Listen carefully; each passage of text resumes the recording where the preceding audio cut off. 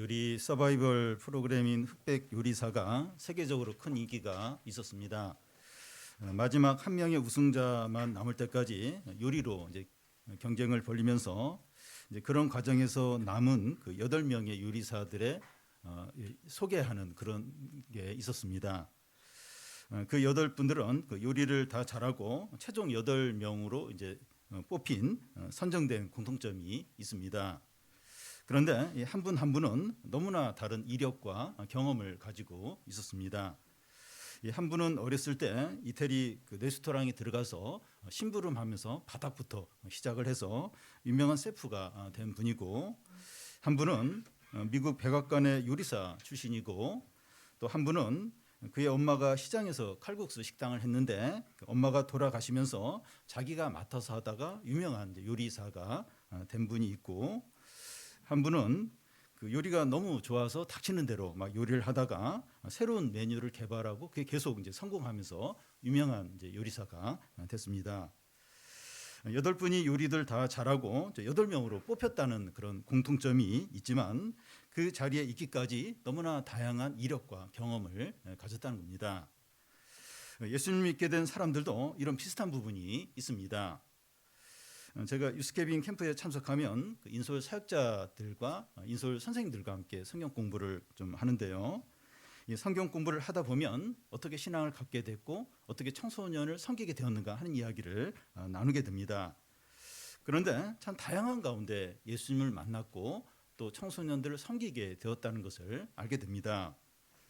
어떤 전도사님은 그 지역 특산물을 넣은 피자를 이렇게 개발을 해서 큰 돈을 벌다가 어느 날 그 일을 그만두고 이제 신학교에 가서 사역자가 된 분이 있고, 어떤 분은 대학을 다니면서 보육원에 봉사하러 갔다가 그 아이들을 신앙적으로 양육해야겠다 이러면서 목회를 시작한 분도 있었습니다.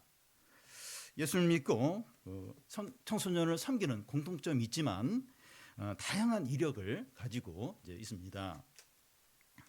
요한복음 1장 앞부분에서는 예수님이 어떤 분인가 하는 것을 소개했습니다. 예수님은 말씀이고 하나님이시고 창조자이시고 빛이고 생명이십니다. 요한복음 1장의 나머지 부분에서는 그 예수님에 대한 사람들의 반응을 보여줍니다. 예수님이 이제 5사람을 만나는데 그들은 예수님을 믿고 그의 제자들이 됩니다. 처음 2사람은 그 세례 요한의 제자인데 세례 요한이 예수님을 가리키면서 하나님의 어린 양이다 이렇게 하니까 안드레와 요한이 예수님을 따라가서 예수님을 믿게 됩니다. 안드레는 자기 형 베드로에게 우리가 메시아를 만났다 이러면서 그 베드로를 예수님께 소개해서 이제 믿게 합니다. 오늘 말씀에 보면 2사람이 예수님을 만나고 믿는 과정을 이제 보여줍니다. 이전과 다른 점은 예수님 직접 사람을 불러서 제자로 이제 삼는 겁니다. 먼저 살펴볼 것은 예수님이 빌립을 불러서 제자로 삼는 건데요. 43절, 44절을 한 절씩 교독하겠습니다. 이튿날 예수께서 갈릴리로 나가려 하시다가 빌립을 만나 이르시되 나를 따르라 하시니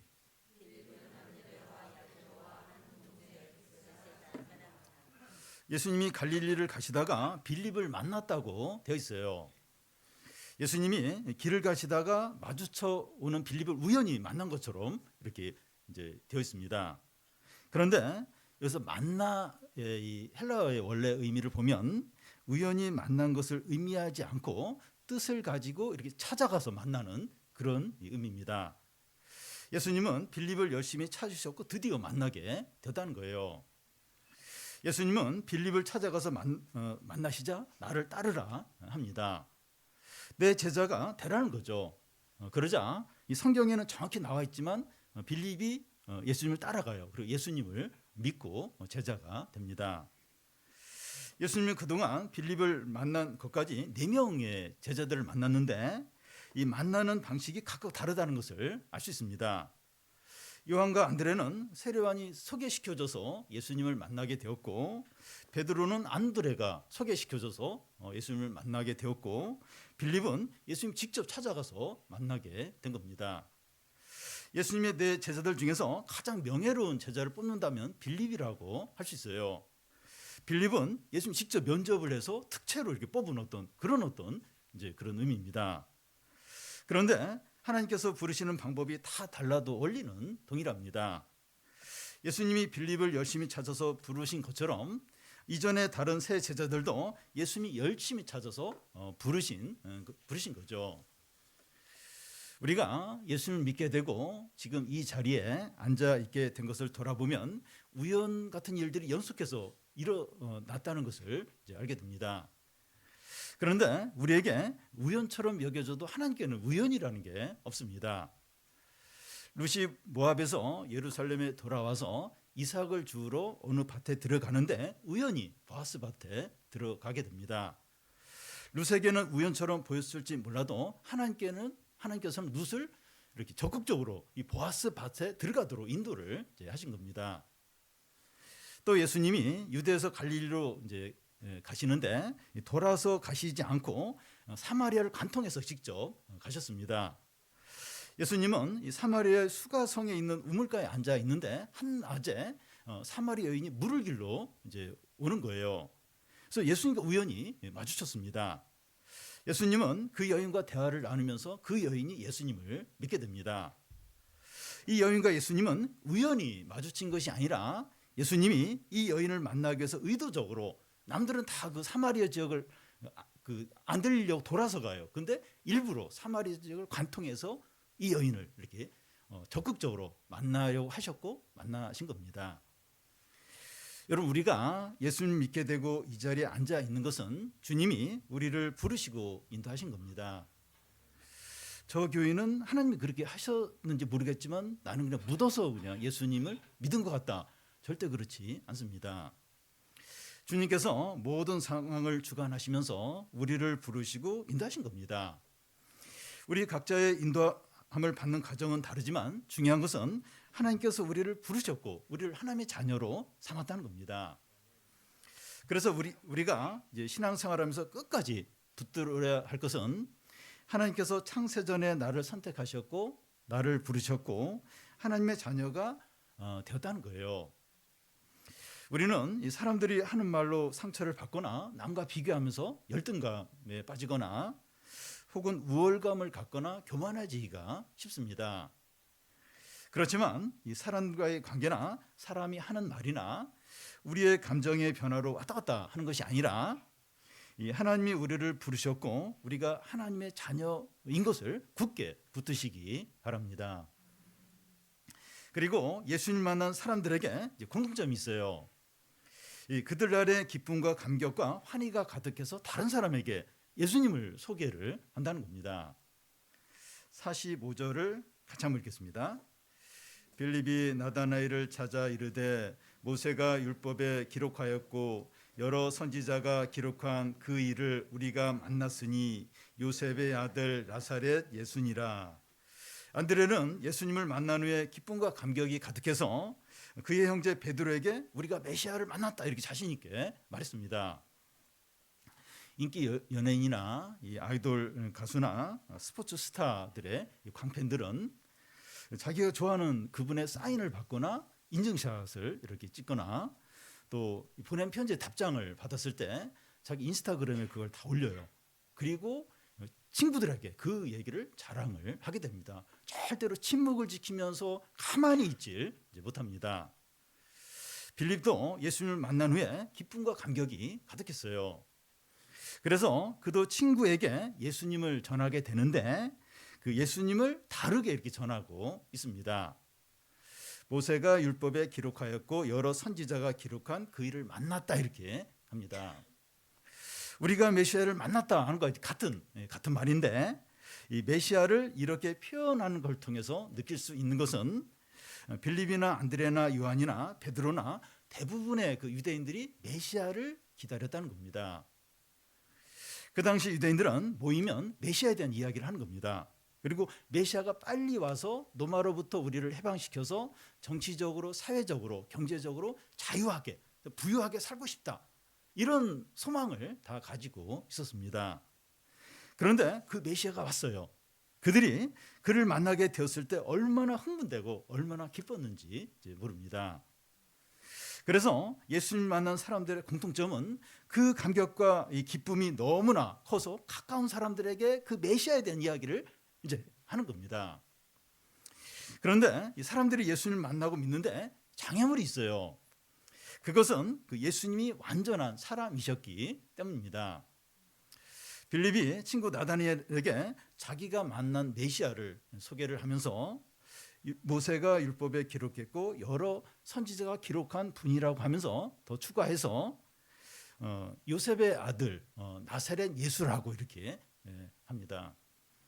그런데 나다나엘이 그 예수님을 믿는데 장애물이 되는 것은 나사렛 예수, 그 요셉의 아들, 이게 이제 장애물이 되는 거예요. 이 나사렛은 그 당시 갈릴리의 한 작은 마을인데, 이 갈릴리가 어떤 곳인가 하면 제일 이렇게 낙후된 곳입니다. 가난하고 평판도 안 좋고 뭐 범죄자들도 많이 나오고 막 이렇게 난동, 그 폭동도 자주 일어나고 이제 그런 곳이 이제 갈릴리인데, 나사렛은 갈릴리 중에서 제일 낙후된 그런 이제 마을입니다. 그런데 예수님이 나사렛 출신이라는 겁니다. 그리고 그의 아버지가 요셉인데 요셉은 목수예요. 예수님은 30년 동안 아버지의 가업을 이어서 목수 생활을 했습니다. 그 당시에는 그 유대인들이 사람들을 소개할 때 그의 아버지가 누구냐, 또 어디 출신이냐, 이런 것으로 그 사람을 평가했습니다. 오늘날 우리 사회는 학생이면 어느 학교 다니느냐, 직장인이면 어느 회사 다니냐, 이걸로 이제 사람을 평가하는 것과 비슷합니다.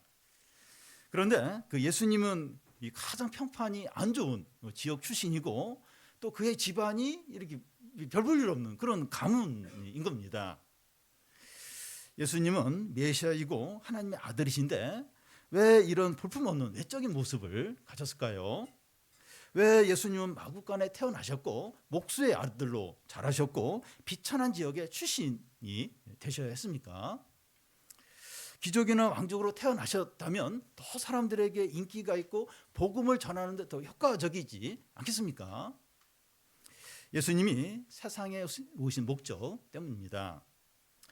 예수님은 가난하고 비천하고 약하고 소외된 사람들까지 구원하기를 원하셨습니다. 예수님이 왕궁과 귀족의 자녀로 태어났으면 가난하고 비천한 사람들이 왕궁에 들어가서 예수님을 만날 엄두를 내겠습니까? 그러니까 어느 부류의 사람들만 예수님을 만나고 구원을 받게 되겠죠. 그런데 마구간에 태어나시고 목수의 아들이시고 나사렛 출신이니까 겸손하고 믿음만 있으면 누구든지 예수님께 나아갈 수 있고 예수님을 믿을 수 있는 거죠. 여러분, 사람들이 예수님을 만나지 못하고 믿지 못하는 이유는 교만하고 욕심이 많고 어둠을 좋아하기 때문입니다. 겸손하기만 하면, 믿음만 있으면 누구든지 신분 뭐 그 가릴 것 없이, 빈부 이런 거 가릴 것 없이 누구든지 예수님 만나고 믿을 수 있습니다. 예수님의 이런 내적인 조건 때문에 거부하는 최초의 사람이 있었어요. 그는 이 빌립의 친구 나다나엘이었습니다. 빌립이 나다나엘을 찾아가서 구약 성경에 예언되어 있고 그분을 우리가 이제 만났다고 하면서 요셉의 아들 나사렛 예수라고 이렇게 말합니다. 그러자 나다나엘의 반응이 무엇입니까? 46절을 같이 한번 읽겠습니다. 나다나엘이 이르되 나사렛에서 무슨 선한 것이 날 수 있느냐, 빌립이 이르되 와서 보라 하니라. 빌립이 우리가 만난 분이 나사렛 예수라고 하자 이 나다나엘은 바로 나사렛? 나사렛에서 무슨 선한 것이 날 수 있어? 하는 겁니다. 메시아와 나사렛은 절대 어울리지 않는다는 거예요. 우리가 생각하기에 이 나다나엘이 너무 건방지고 교만한 거 아닌가, 이런 생각이 들 수 있는데 그의 반응은 그 당시 유대인들 대부분의 사람들의 반응을 보여주는 겁니다. 오늘날로 말하면 금년 노벨 경제학상을 그 방글라데시아에서 이제 나오게 된다. 그쪽 사람이 나오게 된다. 이러면 아니 방글라데시아 같이 낙후된 그런 가난한 곳에서 무슨 경제학상을 노벨상이 나오고 이제 그렇게 이제 반응을 하는 것과 같습니다. 메시아와 나사렛은 전혀 어울리지 않는다는 거예요. 전혀 안 맞다는 겁니다. 나다나엘은 이 선입감으로 빌립이 소개하는 예수님을 거부하고 있습니다. 사람들 안에는 자기 경험이나 지식이나 이 선입감이 있고 나이가 들면 들수록 또 지적인 사람일수록 자수성가한 사람일수록 이런 것들이 더 강할 수 있습니다. 마음에 상처가 있고 열등감이 있는 사람은 다른 것을 잘 받아들이다가 뭔가 하나가 마음에 걸리면 마음을 닫아버리고 신앙이 더 성장하지 않는 겁니다. 이런 일이 이제 반복이 되는데 잘 지내다가 상처와 열등감과 선입감에 걸리면 오스톱이 되는 거예요. 다시 예전으로 돌아가 버리는 겁니다. 분노하고 좌절하고 침체에 빠질 이 건너뛰지를 못하는 겁니다. 신앙이 더 자라거나 은혜를 더 풍성히 누리거나 사람들을 더 사랑하거나 섬기지 못하는 겁니다. 신앙이 있고 거듭난 신자인데도 이럴 수 있습니다. 나다나엘이 예수님께 무슨 선한 것이 나올 수 있느냐, 나사렛에서 무슨 선한 것이 나올 수 있냐 이렇게 거부 반응을 보였을 때 빌립이 어떻게 반응을 합니까? 와서 보라, 와서 보라. 앞에서 예수님이 요한과 안드레에게 말씀하셨던과 똑같은 말을 합니다. 빌립은 나다나엘을 예수님께 인도하기 위해서 논쟁하거나 그와 토론을 하지 않았습니다. 이 논쟁으로는 구원을 받을 수 없는 거죠. 20세기 가장 유명한 그 설교가 중에 한 사람인 노이존스 목사가 무신론으로 유명한 교수와 라디오 프로에서 이렇게 그 토론하는 그런 초청을 받았는데 거절을 했습니다. 주위에서는 많은 사람들이 보는 프로에 이렇게 그 참석을 해서 이렇게 복음도 전하고 기독교가 진리인 것을 이렇게 말하면 이게 좋지 않겠느냐 이렇게 주위에서 그렇게 했습니다. 그런데 노이존스 목사는 진리를 가지고 논쟁하는 것으로는 하나님의 영광이 나타날 수 없고 구원이 나타나지 않는다고 이제 그런 이유로 이제 거절을 한 겁니다. 전에 교회에서 부흥에 대한 책을 가지고 이제 함께 이렇게 나눔을 하는데 논쟁이 붙었어요. 흥분되어서 막 이렇게 대화를 나누다 보니까 은혜와 기쁨이 싹 사라지고 찬물을 끼얹은 것처럼 그런 적이 있었습니다. 어떤 문제를 가지고 토론하고 의견을 나눌 수 있지만 하나님을 경외하는 마음으로 이제 해야 됩니다. 말을 잘하고 논쟁에 이겨서 구원이 임하는 건 아닙니다. 뭔가 이렇게 신앙에 반대되는 어떤 그런 게 있을 때 논쟁에서 이겨야 될 것 같아요. 근데 그렇게 그 논쟁에 이긴다고 해서 막 거기 구원이 임하고 그런 건 이제 아닙니다. 그래서 복음을 잘 이야기하는 게 이제 중요합니다. 빌립이 나다나엘에게 어떻게 했습니까? 와서 보라, 와서 보라고 하는 겁니다.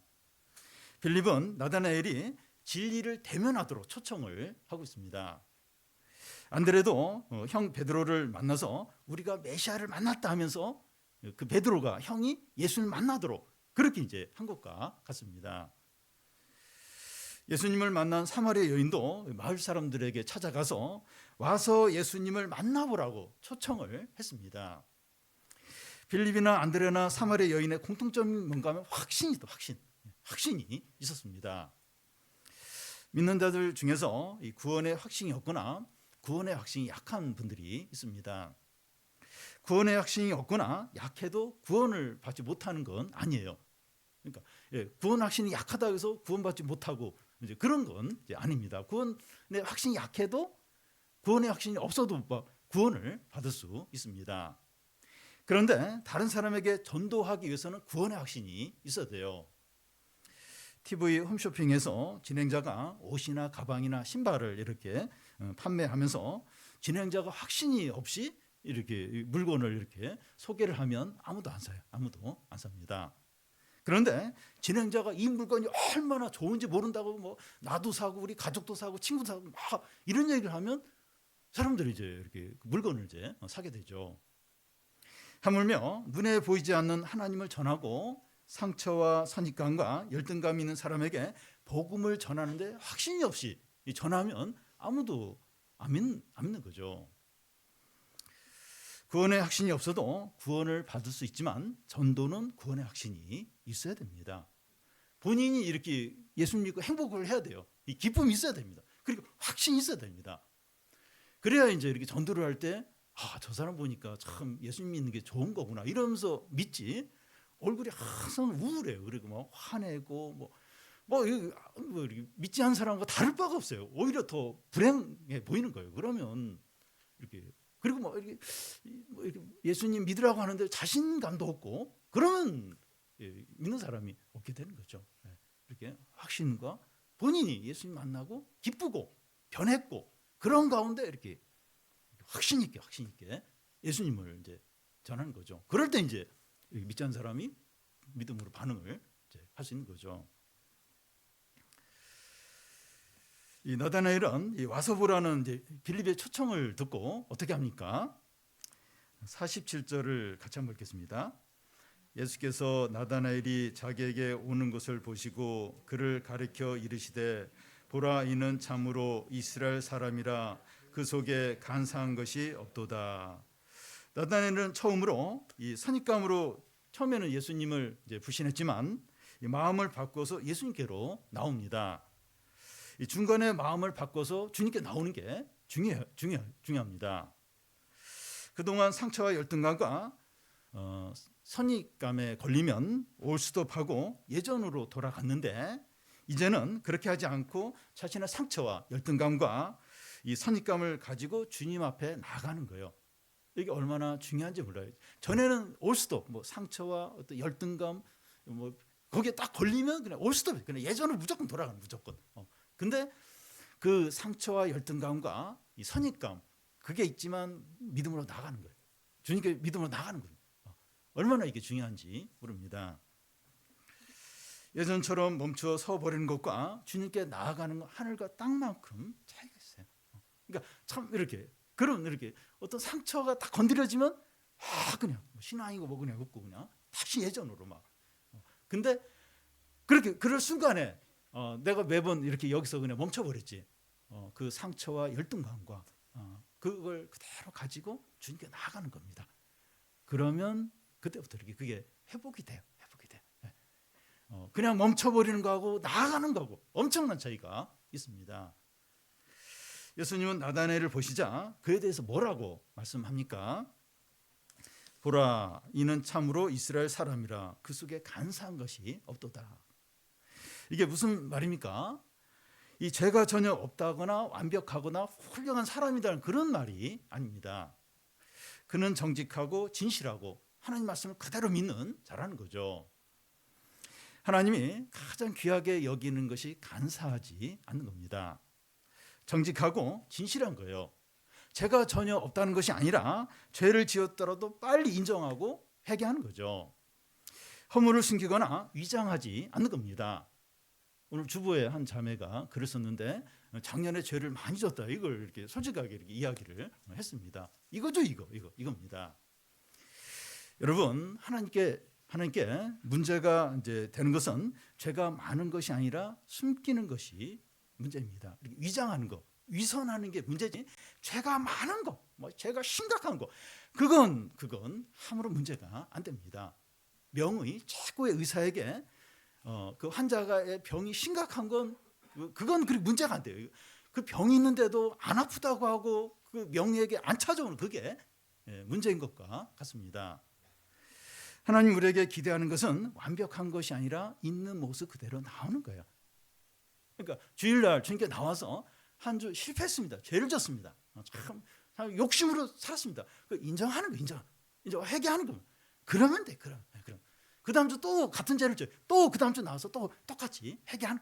그게 중요하지. 이렇게 싹 덮고 이렇게 아무렇지도 않은 듯이 잘 지냈습니다. 주님 감사합니다. 이러고 돌아가면 이건 아무것도 아닌 게 되는 겁니다.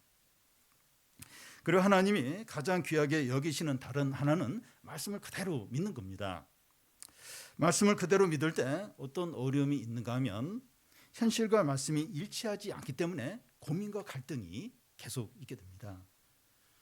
나다나엘은 이런 고민과 갈등을 계속 이제 했던 겁니다. 메시아가 오실 것이라고 구약 성경에 예언이 되어 있는데 왜 오지 않으실까? 유대 나라는 로마 식민지 아래서 압제를 받고 있고 하나님의 백성들이 점점 신앙에서 떠나가고 있는데 왜 메시아가 오지 않을까? 계속 탄식하면서 기도하며 지냈던 겁니다.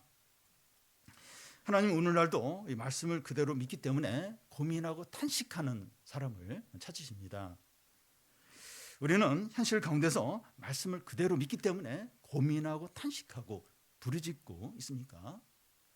여러분 진짜 말씀을 이렇게 그대로 믿고 그러면 너무나 많은 어떤 갈등과 고민과 탄식을 하며 부르짖게 돼요. 주님이 이렇게 말씀하시고 이 세상을 다스린다고 하는데 왜 이렇게 불의와 악한 일이 있고 의인들이 고난을 당하고 악한 자들이 잘 되고 그리고 나에게는 왜 이렇게 고난들이 많습니까?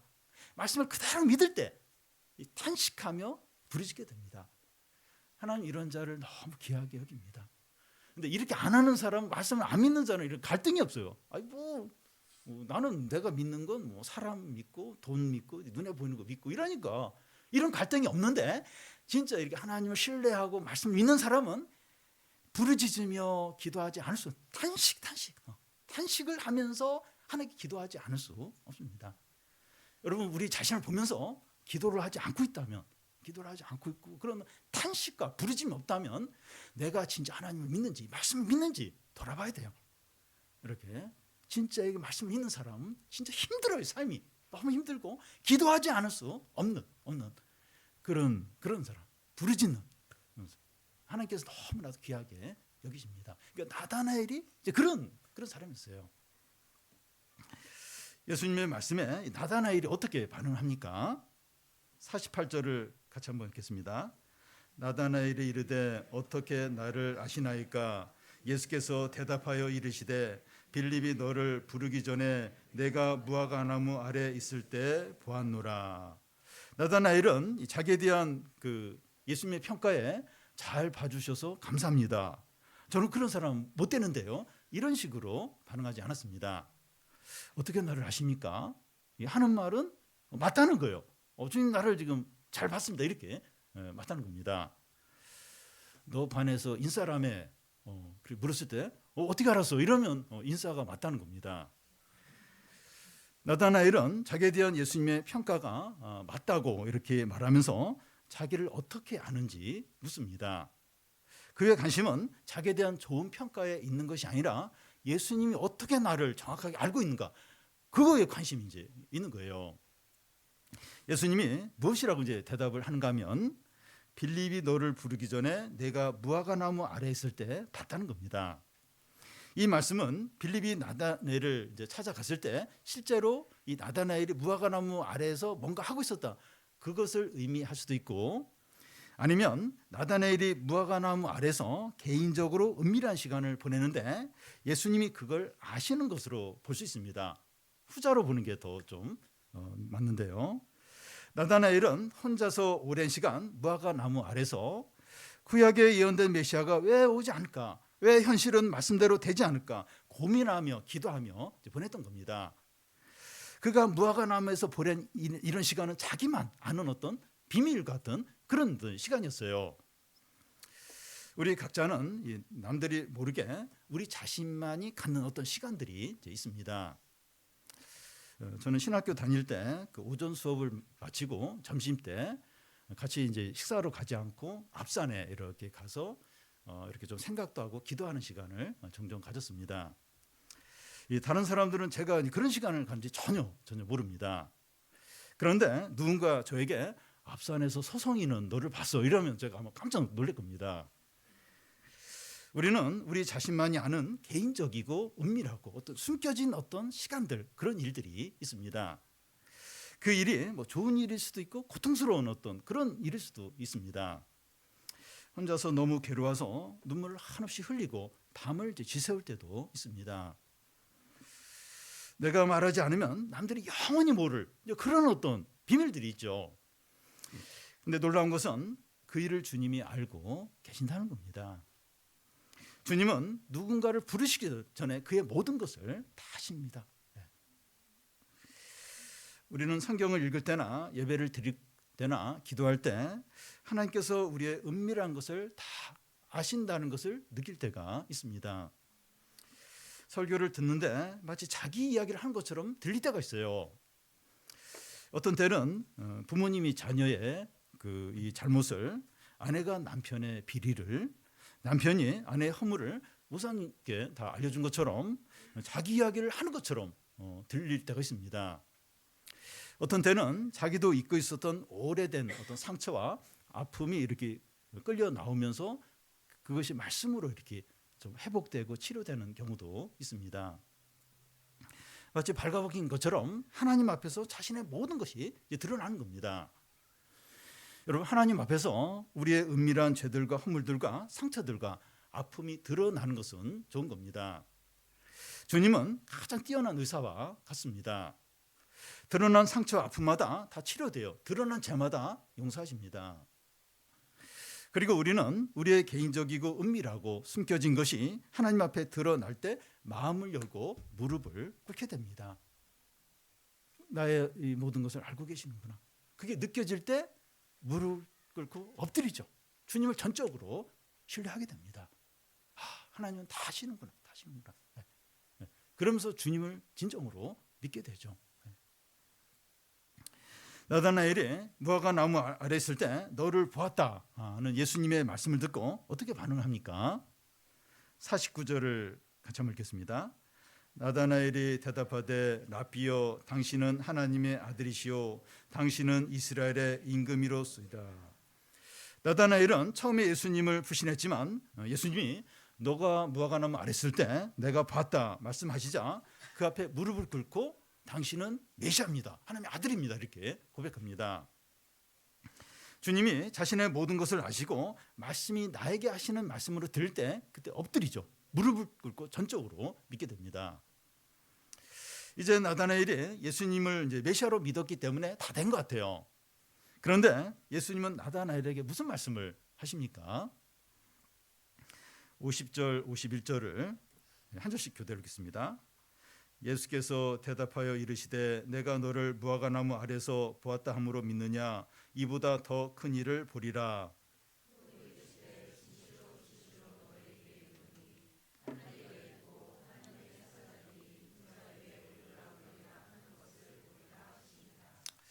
나다나엘은 예수께서 자기의 모든 것을 이제 아시는 걸 보면서 예수님의 능력과 영광을 보았습니다. 그런데 예수님은 그게 전부가 아니라 더 큰 일을 볼 것이라고 하십니다. 우리는 말씀을 통해서 아픔과 상처가 치료가 되고 어려움이 해결되는 걸 통해서 마음을 열고 예수님을 믿게 됩니다. 이것은 귀한 일이고 참된 거죠.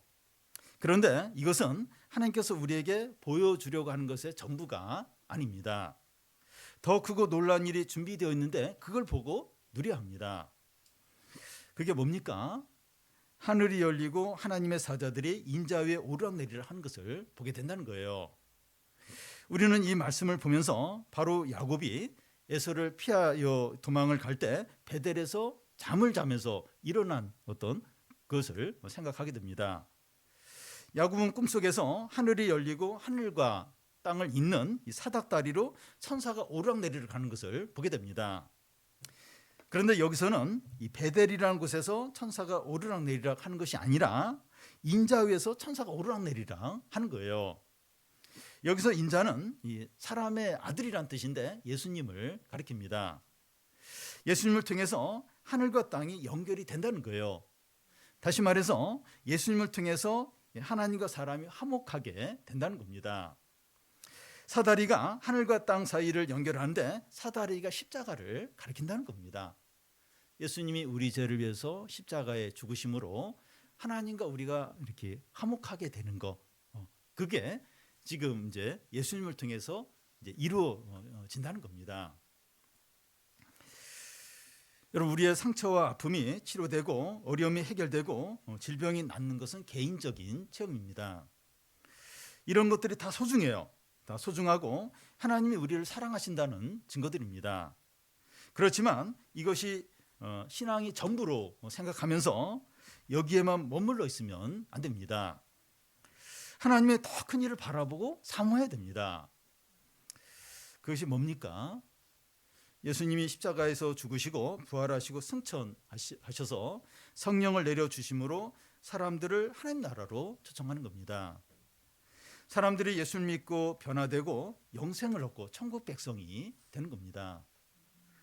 우리는 우리의 문제와 먹고 사는 문제에만 매여 있으면 안 되고 하나님의 더 큰 일을 바라봐야 합니다. 우리가 부흥을 위해서 기도하고 선교를 후원하고 청소년 사역을 하고 복음을 전해야 되는 이유가 여기에 있습니다. 우리는 예수님 만난 사람들이 한결같이 기쁨과 감격 가운데 확신하며 가까운 사람들에게 예수님을 전하는 것을 봤습니다. 모두가 그래요. 모두가 요한과 안드레도 그렇고 또 빌립도 그러고 다 이렇게 예수 만나고 나서 이 기쁨과 감격이 있고 그걸 참지 못하는 것. 다른 사람에게 막 가서 이제 전했습니다. 하나님은 우리도 이렇게 하도록 부르셨습니다. 우리도 이렇게 예수님을 만났는데 우리도 이런 감격과 기쁨으로 확신 가운데 이렇게 예수님을 증거하도록 우리를 부르셨습니다. 너희는 먼저 그의 나라와 그의 의를 구하라. 그리하면 이 모든 것을 더하여 주신다고 했습니다. 우리 모두가 하나님의 더 큰 일을 바라보고 그 더 큰 일을 위해서 사는 성도들이 되시기를 바랍니다.